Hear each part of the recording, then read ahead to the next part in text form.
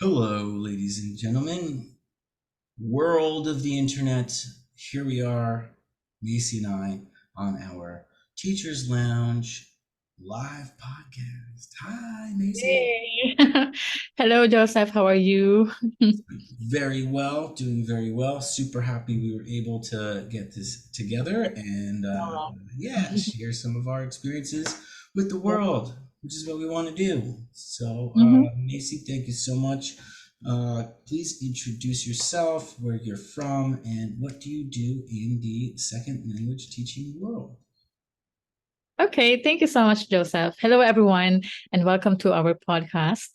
I am Macy. I am originally from the Philippines and currently working as an EAL teacher or English as an additional language teacher here in Singapore.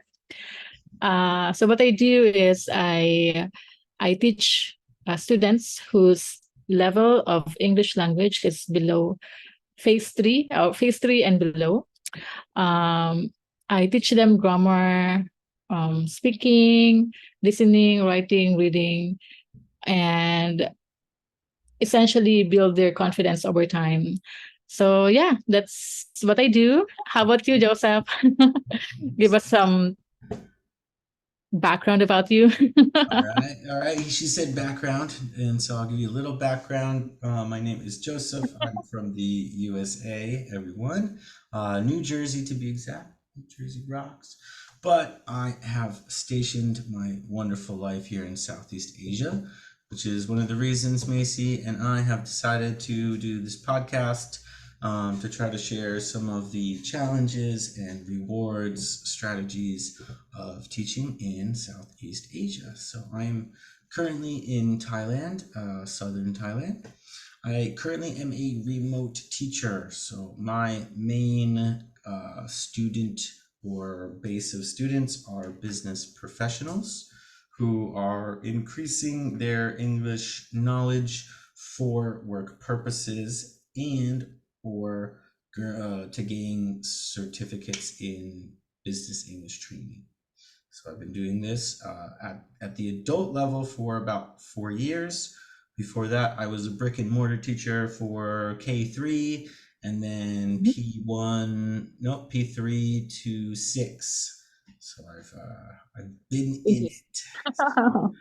From 40 student classrooms here in Thailand. So it's a big change now. So I really love what I do, and we're really happy to be here, me and Macy. So great, great. Thanks for the intro, everyone. So thanks for tuning in here on Facebook and YouTube. Today we're going to be talking about some background information as well as some tips, strategies that we use in our everyday work. Without further ado, everyone, welcome to our question and answer sections. We've made it pretty easy. We want everyone to be able to follow. Maybe you can use this at your own schools. They're Yep. great questions. They just need a little bit of finesse and editing to fit any situation. So, Yep. yeah, I'd love to ask Maycee. Maycee, you ready for question one? hmm Cool. All right. So, Maycee, we've introduced you. You've introduced yourself. That's wonderful. But I am very curious. Can you please explain to us what EAL is? Additional language. Yeah. So it's different from English as um for some people they would think that it's the same as ESL, but it's actually different. English as an additional language, meaning to say that it is just an additional language aside from their mother tongue. Mhm. So in my class, my students are mostly Chinese, Japanese, Korean, or Thai students, and we add English into their studies so that they could acquire it and they could use it, but not really trying to change their mother tongue. Mhm. Mhm. Cool. And something that came up for me over the last week since our last podcast was Mhm. Is EAL considered a, let's say, full function discipline teaching with separate methods or even, classroom techniques? Or could you embellish me on that topic? I would say it's like you're teaching English subject, but it's Okay. different in the way that you would devise as much as um, a lot of resources, but you will have to mind that these are EAL students. Therefore, you have to align the methodologies, your resources according to their needs and their abilities. So, yeah. That's excellent. Wonderful. And yeah, what made you pursue EAL over ESL or TOEFL or TESL? So for me, our mother tongue is very important as well as our second language. For example, in the Philippines, my first my mother tongue is of course Tagalog, and Mhm. my second language is English. And but learning an additional language is quite fun. It's like a superpower that anyone could have, and I feel like um it is such a great influence if I will be able to help my students to acquire an additional language. So it's hard, and but I think with the right rapport and the right methodologies and with the right techniques, everything is possible in teaching. So yeah, that's what motivated me to pursue this career. It's very cool. Very cool. It sounds, can I use the word like humanitarian in the fact that these students are exposed. They're in an international school setting. Mhm. So, yeah, like you said, they have a first language that's very strong. And having this English base with very specific teaching methods is going to allow Yeah, them to integrate into the social culture of the school. yeah, yes, So exactly. important. Yeah. Absolutely. Wow, great, great. So we're happy you did it. Yay. Yay. How about you, Jacob? I'm very curious what inspired you to teach English online? Yes, so I think firstly it was the accessibility. Mm. As a first time teacher, I was actually very nervous to attempt to go to a school and become a teacher. I didn't really know how that would go. And there was availability to be online as a teacher for young Chinese students. This was back in 2017. So I Yep. started very, very early on in my teaching career, teaching very young learners phonics, very basic language acquisition. And as it progressed, the programs progressed Mhm. and just found I was very good at it. And comical, it was like being on TV. I really loved it. I got to interact with the parents of the students, which I really loved. I would say it was an very intimate experience to Oh. teach the Mhm. students at home. And I learned a ton about their culture and their home life and how to meet the students where they are in their house. Mhm. And now I'm meeting them in their offices as adults. So, Nice. yeah, and I guess that just continued. I love this platform. I like being on camera. I really enjoy small spaces. I'm a little bit of an introvert as a teacher, and I love one-on-one. And for me, online teaching is by far the most one-on-one you could get with a professional. So I feel really gifted to see my students progress over a period of Yeah, time. of course. It's Absolutely. Yeah. fantastic. So Mhm. happy to be in this field. In this field. Yeah, it's very cool. Very cool. So now, everybody, if you're tuning in, this is Maycee and I live on Facebook and YouTube. Yay! We're wonderful. We're so cool. And I want to ask Macy another question about challenges. Mm. Yeah. So we all face challenges as teachers. in all different ways. And what are some unique challenges for EAL learners when they're trying to learn? And what is it that you can do for them, Macy? And what can you share with other teachers that are facing maybe similar challenges? Yeah. The unique challenge that the EL students is, I think, because in a classroom they are mixed with different phases. Like there are phase one, there are phase twos, there are phase threes, Mm. and uh, they all have different levels of English abilities. And sometimes it's hard to really differentiate fraction. Hmm. That's a Works all the huge part of the ESL world, TESOL world is, Yeah, the mixed classroom. Yeah. exactly. Well, and also the problem with the pronunciation. And I have a very unforgettable student who asked me one time. He's a Thai Hmm. from Thailand, and he asked me, From Kentucky or Thailand? Thailand, Ah, cool. yeah, in Bangkok. Uh, Okay, okay, cool. he asked me, Miss Macy, how can I get rid of my Thai accent? Hmm. And I told him, but you know what? I don't encourage you to do that because it's part of your identity. And no matter how hard it is to really differentiate, because all of them have different accents, they have different, nationalities, and of course, the language spoken.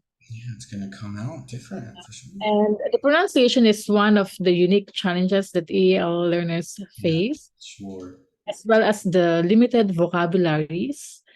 So, in my case, what I do is I would provide them a worksheet that will have the vocabulary words, and then I would ask them to translate it in their mother tongue, Hmm, to cool. find the definition, Yeah, and of course, to make their own sentence, write their own sentences using those vocabulary words. And it works. It works a lot. And then they apply it in their activities, hmm. yeah, for their assessment to really know if they apply the knowledge. Yeah. Yeah, cool, cool. So creating context. You have to create this context with the word. Mhm. Sure, that's great. Yep. And then as far as the pronunciation, does the student at that point feel like more comfortable because they're translating the word, or how do you overcome the accent thing? I've seen it in my classrooms tons of times. Yeah. Yeah. Like Um, Japanese speaker, Korean speaker, whatever, German, and they don't want to hear each other. They're nervous about that. hmm. Yeah, it happens in the classroom.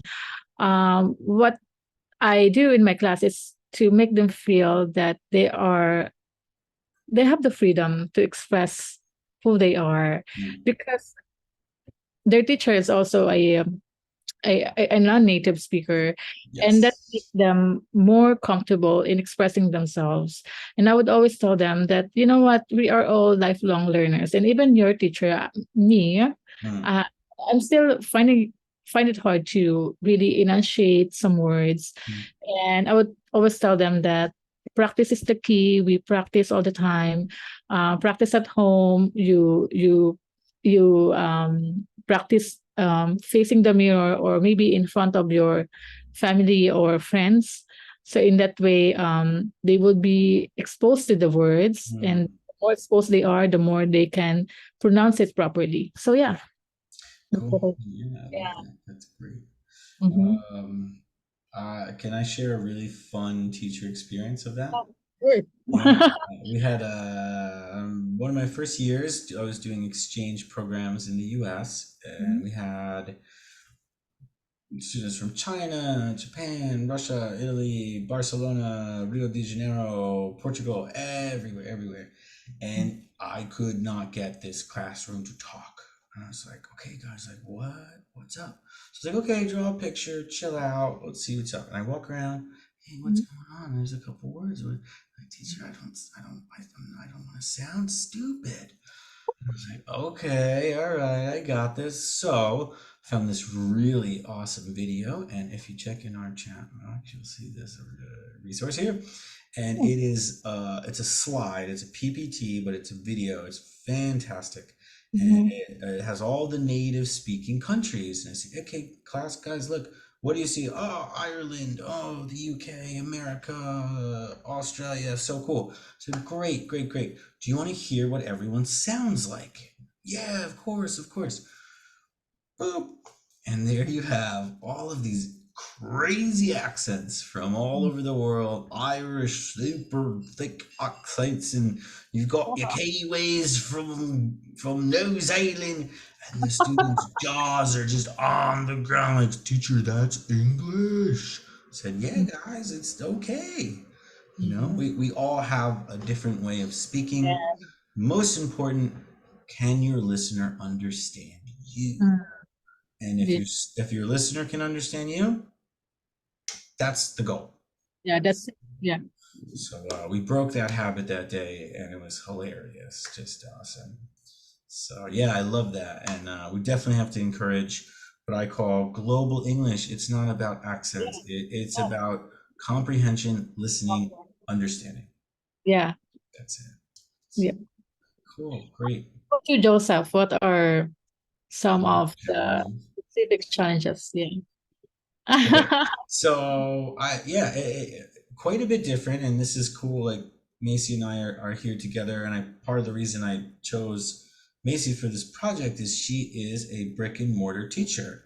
I'm a fully remote teacher, so we're going to be able to share completely different experiences. Any of our friends, teachers, students listening are going to be able to understand the different qualities of the same profession, and I think Mhm. that to me was like, ah, what a brilliant idea. I learned so much when Macy talks about the school, the classroom, and the things that I can think about applying in the remote classroom. I'm so grateful that we can Mhm. do this. But we have a very different set of challenges. So the main challenge is as a remote teacher and remote students, they get a very flexible schedule. And when you have a very flexible schedule, you have your lunch and a little bit of work, and oh, English class is coming. Uh, Yeah, not today. Oh, so yeah, it's a big thing. I did a bit of a research project and noticed across 2 years of online teaching, there's about a 33% absentee percentage ratio per week per year, which is in an online class. in online classrooms is a huge number to have 33% absences throughout the entire year. So, how do we face that? Yeah. One thing, if you're an online teacher and you want one really awesome tip, depending on the access to your students, Mhm. send a personal email. Mm. Every time that I send a personal email before the first class, hi, this is teacher Joseph, Jojo. So excited to see you on Wednesday at 3 o'clock. I Mhm. can't wait. See you then. They show up 99% of the time. If I Yeah. don't send that email, there's your 33. Mm. They don't think you're invested, and I totally understand. So that's a challenge, and that's a way I have learned to face it. Mhm. And the other way is, yeah, building rapport. Like you said, Missy, you got to build great rapport. If a student loves you, they will come back no Yes. They matter. will always be excited to attend They your class. love it. They can't handle it. Even students where I was like, hi, I don't have time anymore. Can I send you to a new teacher? They're like, actually, I no, no, you can't. I don't want another teacher. I said, okay, I'll teach you. I'm so sorry. So that rapport is number one, and number two is personalizing Yes. your relationship with your students. So that's how we handle that. And just to wrap up for today, we gave some really great tips. Macy talking about building rapport and making sure students are comfortable and how they practice. I love it. It's great. But let's touch on for a minute methods, techniques, strategies. So we talked about the experience in the classrooms, and Mhm. now we're going to talk about the teacher teaching. So, Yep. yeah, Macy, tell me a bit about methods, strategies that you think are your greatest tool. Okay. So, Joseph, I think the most effective strategy or method that I use is scaffolding. Hmm. Um, yeah. So I think it works in every classroom. Scaffolding, Macy. So I use it every time I model the lesson. I let my students infer from it. I will ask them to do collaborative tasks with my guidance, and then later on they will have their independent tasks. So it could be either group work or just by themselves. So yeah, it works wonder to me. And also the use of register continuum, where we use the most common or common language to complex language. So we let them, be comfortable in knowing what the common words are, and then um, leveling it up to complex ones. So yeah. Sure. Wow, that's really interesting. And when you do this kind of leveling, are you teaching the whole group, or are you kind of at that point just saying, "Hey guys, if you're working on this, this is another level," or like how do you approach this that more complex scaffolding tool? That sounds really Yeah. awesome and Yeah. unique. So you have to make sure that they are already comfortable with the Great. next level. Mm-hmm. It could be either they work on their own or by group. But for EAL students, I find it easier if they work in group, because they get to share ideas, they get to work with each other, and they also communicate with each other, which is the main goal of being in an EAL class. They have to communicate. Yeah. Why we're here. That's what we're teaching. Communication. More than knowing vocabularies and more than knowing what the topic is about, I think the main goal of an AI class is for them to communicate so that they can speak the language and make use of it. Yeah. Yeah. And then, yeah, I think as our listeners, this is a really, to me, is fantastic tool that Macy's talking about. When you get to that level, of course, yep, you have to observe and say, okay, my students are using it. I can see there's no filter. They're ready. Is it a Yeah. worksheet that you use, or is it just a new set of models as a teacher? Tell me how you get that to them. Yeah, mostly it will be like worksheet, and some could be like a paper based collaboration task. Okay, So it good. could be a chart or any a graph interpretation. It could be any resources, Hmm. as long as you can incorporate the leveling of, yeah, of Yeah. words and Mm. Sorry, I'm gonna cut you off. But Yeah. it sounds like the Krashen model, the input plus one, if I'm not Yeah, mistaken. it's just fun. Yeah, I love Right? it. Yeah. Yeah, great. That's so great. Yeah, hopefully we will be trying to. I would hope Macy, if you can share one of those worksheets. I think our viewers would Sure. love to see that. That's so cool. Never thought about it at that level. I mean, I use that method of input plus one, but as you know, like as an online teacher, I'm the one kind of bringing in that next level. And then I Yeah. am making the graph live and saying, okay, you've done this. Now check out this chunk. This is a clause. Whoa, we can move it and put another one in. And it's still like with or without, you can use it. And the student is like, yeah, I want to do that. Or the student's like, no, if this works, I'm really comfortable with that. I think that's fantastic. Thanks, It Missy. Huge is. that's a light bulb. That's Yeah. Light bulb. Light great. Yeah, bulb. thank you so much. How about you, Joseph? Share Hmm, with us what methods or techniques do you find most effective in helping your students? definitely. What has, Harder. huh? It's harder in online. I've Yeah, thought before. absolutely. Yeah. 100%. And the you have to in the online classroom ensure that they are going to try and use the vocabulary right away. Mm, There's kind of not too much time for breaking down and getting really deep into, I don't know, the functions of the words.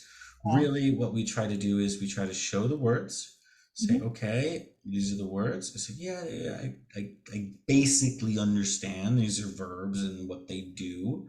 So sometimes the student gets very inquisitive and they're like, but that means like this. They say, in some regard, in some context. I don't want you to focus on that.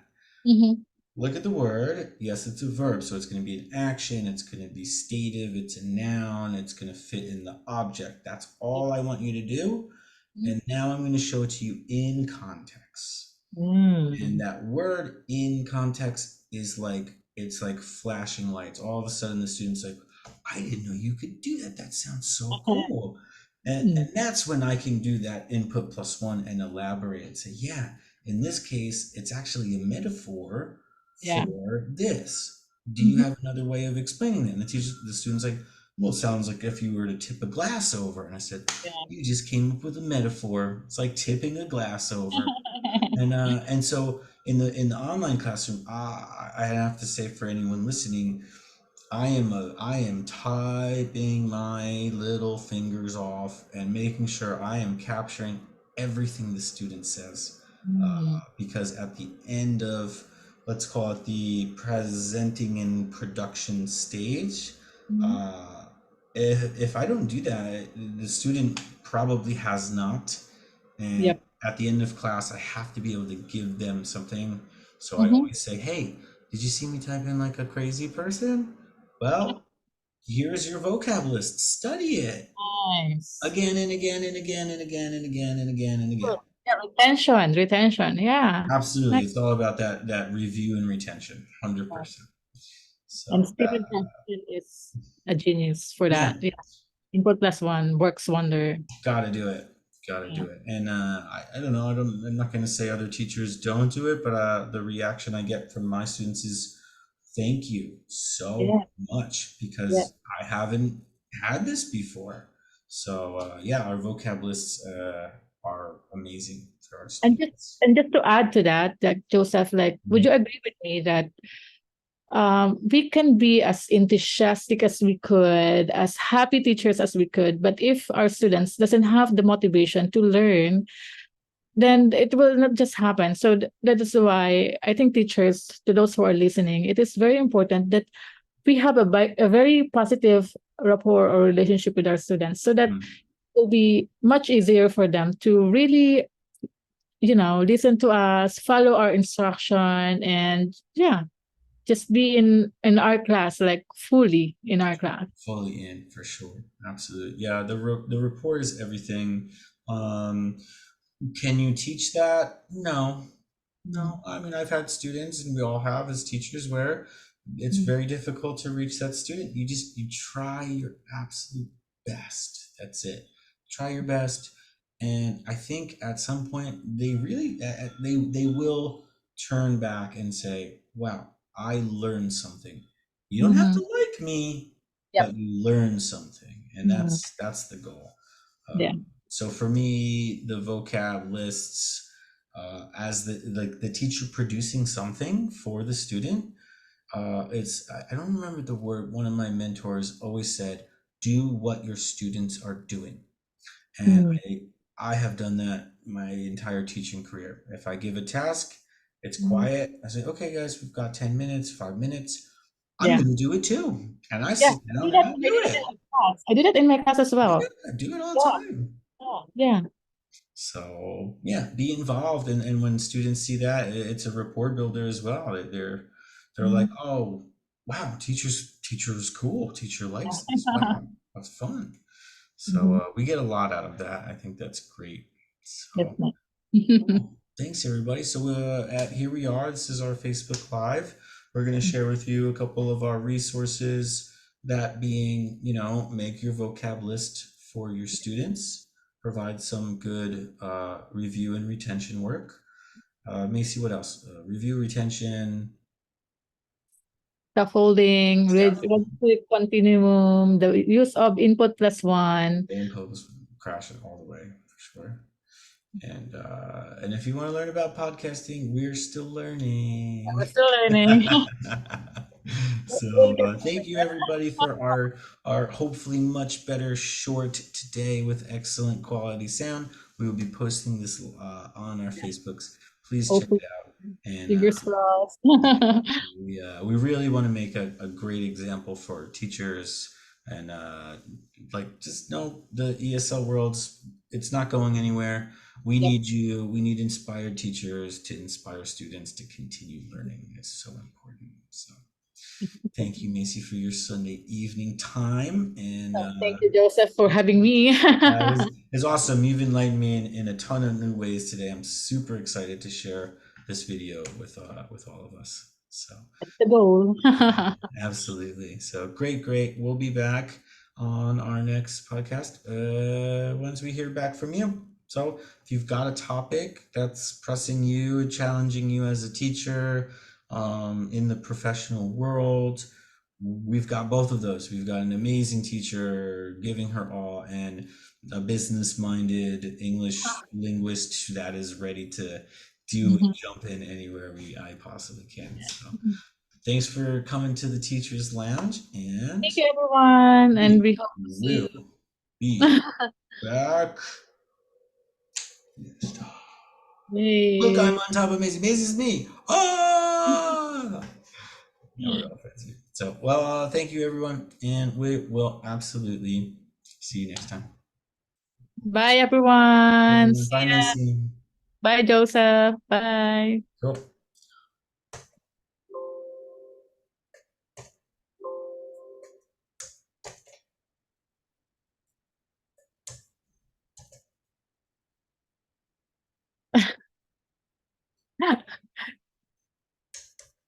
This is the part where we're still learning. We love you guys.